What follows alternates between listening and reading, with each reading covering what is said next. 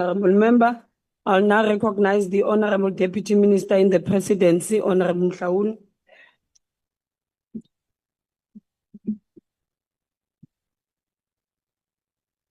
Thank you very much, Honorable Chairperson, the Honorable President of the Republic, Honorable Madam Speaker, the Chief Whip of the ANC, Honorable members, as well as distinguished guests. Honorable members, it has been exactly 12 months since the establishment of the Government of National Unity. Therefore, part of our reflection here today as we debate is the extent to which we have made an impact in addressing the needs of our people. That, as you said, Mr. President, at the beginning, is the true measure of the success of this particular government. Now, we all know that 10 parties, minus the one that then reneged, signed the statement of intent committing to constitutional order and the rule of law. Some of those parties who signed the statement of intent today wish they can throw away the constitution because it hinders their relentless pursuit of plunging this country into a crisis with the continued fake news that they spread about the government that they form a part of. Now, Honorable Burke, if the GNU is the best thing that has ever happened to this country, as you said, then why is your faction of the DA hell-bent on destabilizing it? It is your party that has been at the forefront of schizophrenic behavior of wanting to enjoy the perks of being part of government, but at the same time spreading fake news about the very same government. Now, in fact, the Honorable Zibi some time ago correctly characterized the DA as a party of extortionists. People who want to use their membership of the GNU as a means to continue to extort us out of the very important transformative policies that this country needs.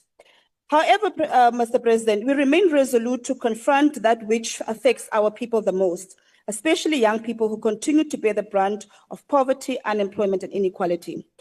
Through the Presidential Youth Employment Intervention and cross-cutting coordination with social partners, we are shifting the dial and scaling solutions that are showing real impact. One of the most promising interventions we are leading is the Jobs Boost program, a groundbreaking outcomes-based employment model. The Jobs Boost Fund is a 300 million pay-for-performance initiative currently being piloted.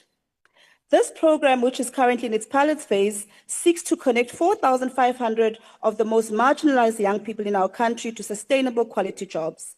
It is among the largest outcomes funds globally dedicated to youth employment. What makes the Jobs Boost Fund particularly powerful is its laser focus on inclusion and results.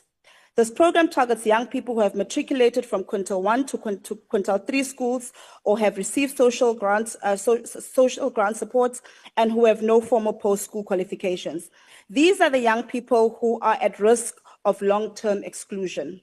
Jobs Boost ensures that they are placed in high-quality jobs that are employer-paid and monitors whether these young people remain in jobs. To date, 12 implementing partners have begun rolling out this program, and since its launch in September 2024, we've seen 4,136 young people placed in sustainable jobs. 1,543 of them have been in these jobs for at least 3 months, and another 825 have been in those particular jobs for 6 months or longer. These are not just numbers. They represent young people's lives that have been changed. They represent families who now have a steady income. This pilot will conclude in December 2025, and early indicators suggest that Jobs Boost will not only meet its targets, but will also set a new benchmark for how we tackle youth unemployment. We therefore look forward to scaling this program in 2026 in partnership with our private sector partners and donors. Linked to the success is the growing impact of SAYouth.mobi that the President spoke about. As reported, Mr. President, that SA Youth has grown to over 4.7 million registered users. Now, Honorable Trollip, the 1.7 earning opportunities that the President quoted are not fictitious. These are real people with real stories of hope, development, and transformation. One such is a young lady by the name of Malibongwe Ntuli, who joined the Year Beyond program via SAYouth.mobi after matriculating in 2024. She volunteered as the library assistant at the Delft Library in Cape Town, and in actual fact, in April 2025, she actually got a permanent job with the South African Air Force. Again, Honorable Trollop, this is what inclusive development looks like. When we design systems intentionally to serve the poor and unemployed, we bend the trajectory of this country towards justice and shared prosperity. These achievements are not accidental. They are a result of strong coordination led by the presidency and the tireless work of government departments and delivery partners across the state. As we move forward, we invite all partners. Honorable Zolega, please mute your mic.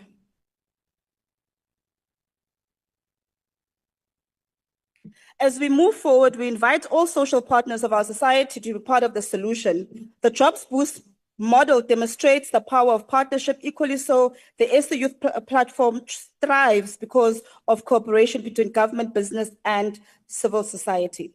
Now, Honorable Gama, the reason that we needed Operation Vulindlela is precisely to fix the logistics crisis that you and your Gupta criminal network broke, to borrow from the words of your honorable leader, who actually stole a speech by Honorable Manmane that he delivered in 2015. It is under your watch, Honorable Gama, as CEO of Transnet, that the Transnet locomotive scandal started. And of course, you will know about consultants because of your history with the regiments Trillian, McKinsey and Co. Honorable Gama, you speak about the Honorable Montana and the time that he was at Prasa. Perhaps what you must also tell us is what happened to the fake engineer Tim Kulu that he introduced to us on national TV. Okanye ichomi zakhe ezilishumi that he transported with the blue train from Pretoria to Cape Town for the Cape Town Jazz Festival. It is under him that our trains were left unreliable, underserviced, financially unsustainable, and completely broken, again, to borrow from you guys. The presidency under President Ramaphosa is fixing the mess of this particular caucus. We recount the words of Joel Netshitenzhe when he said, the beneficiaries of state capture will not go down without a fight. I also wish to highlight the responsibilities of Deputy President Mashatile, who is on official assignment abroad, of course, whose work continues to strengthen Honorable the Deputy Minister, can you leadership please role. take your seat? Honorable Skosana, what are you rising on? Thank you, Chair.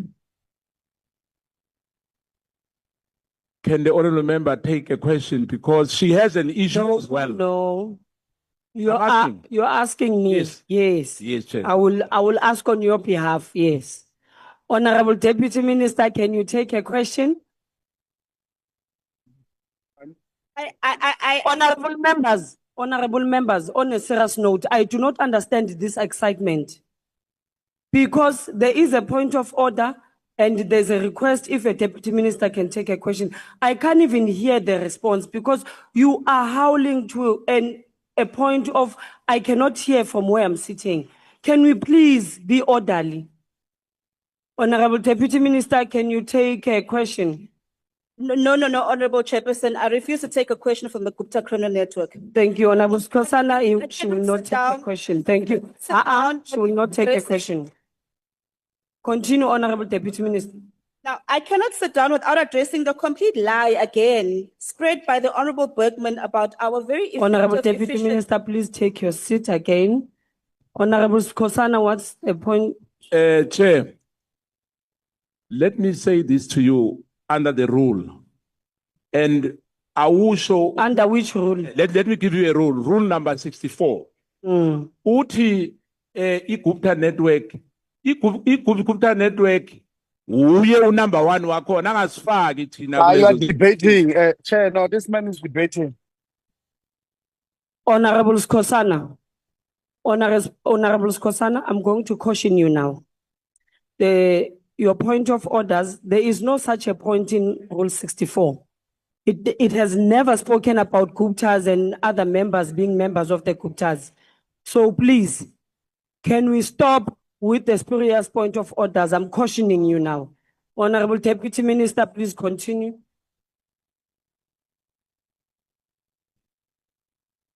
Now, Honorable Chairperson, before Honorable Deputy Minister, Can you please take a seat again? Honorable Michalakis? Thank you very much, House Chairperson. House Chairperson, I rise on the rule indicating that a member cannot cast aspersions on another member. The Deputy Minister, before she even completes that sentence, I want to ask you to stop her there, because the first words that she said was, I want to refer back to the lies that the Honourable Bergman is spreading. Firstly, she did not get up on a point. Honorable members. Firstly, House Chairperson, Honourable firstly, she members. did not get up on a point of order at that point to indicate that he's misleading the House. So she's missed that opportunity. And secondly, insinuating or actually saying directly that another member is lying to this House is unparliamentary, and she should withdraw and not continue with that sentence. Thank you. Honorable members, can I please not get your assistance, especially from the right-hand side? I'm not sure what is wrong with the members of the ANC today, but honestly, what you are doing is incorrect. You are howling to a point that we cannot listen to other members who are calling point of orders. Honorable Michalakis, I did not hear the Deputy Minister pointing at a member saying that they've lied. But if that has happened, we'll then revert to Hansard and come back with that. I cannot rule now because, as I have said, members are howling to a point of I cannot hear from where I'm sitting what the member on the podium is saying. So I will come back to that point, but I will ask the member to refrain from doing so if she has done that, because it is unparliamentary to call a member of parliament a liar. You may continue, Honorable Deputy Minister. Thank you, Honorable Chairperson. Okay, let me address Honorable Bergman, who was very economical with the truth insofar as Stats SA is concerned.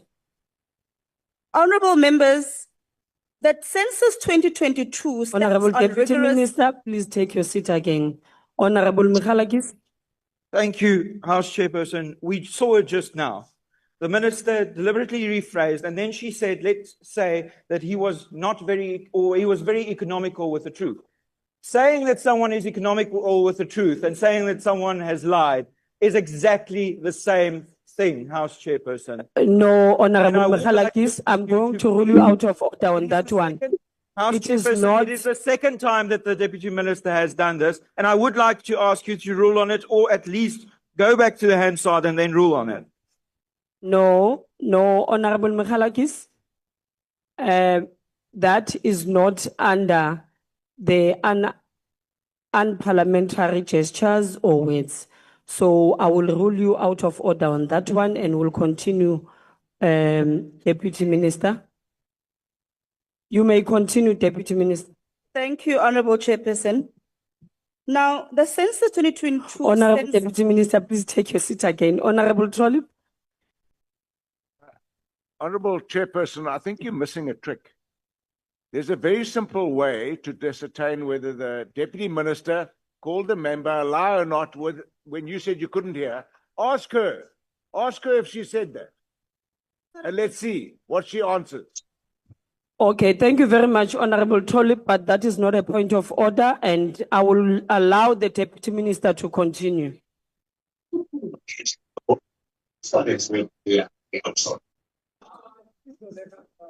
IT, can you please remove DM Zolega? Now, the Census 2022 stands on rigorous methodology and follows the UN guidelines on population and housing census. While as a country, we did record an undercount, the census remains on solid scientific methods. Stats SA went through 3 stages of census verification. The first one is the fieldwork that reached out to 7.4 million households and 42 million people. The second is the post-enumeration survey, which helps Stats SA calculate the undercount in all geographical levels by gender and age cohorts. And the third one is the evaluation by the Stats Council, a body that is independent of Stats SA. All these 3 stages, evaluated by local and international experts, confirmed that Stats SA is credible. Therefore, I want to reassert today that our Census 2022 was not only credible, but also fit for purpose. Now, before I conclude, I think it is also our responsibility to teach the ones in red the Constitution. We do understand that it might be difficult for an organization where the supreme leader is actually the Constitution, and surely they think that we operate the same way.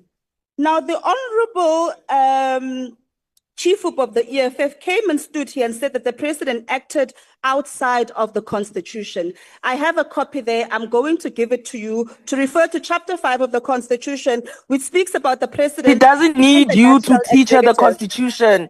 Section 91, subsection 3C states that the president may select 2 ministers outside of the National Assembly. Ministers, not Section 98 further states, further gives the president the powers to assign to a member of cabinet any power or function of another member who is out of office. Now, to the red onesies, unless Honorable Mandasha is not a member of cabinet, I really don't know what the Honorable Noluchungu was harping on about. Perhaps it's best that the cult leader, who usually takes up all of the minutes of the EFF, continues to do that to avoid all of this confusion that we see here today. And lastly, before I sit down, the day we sidestep due process on matters. Honorable Deputy Minister, your time is expired. Papa, not Deputy Minister, we're not. We are Papa when. We are Papa when. And you are parent. He's not a member of parliament. Is there a member from NCC? I will now recognize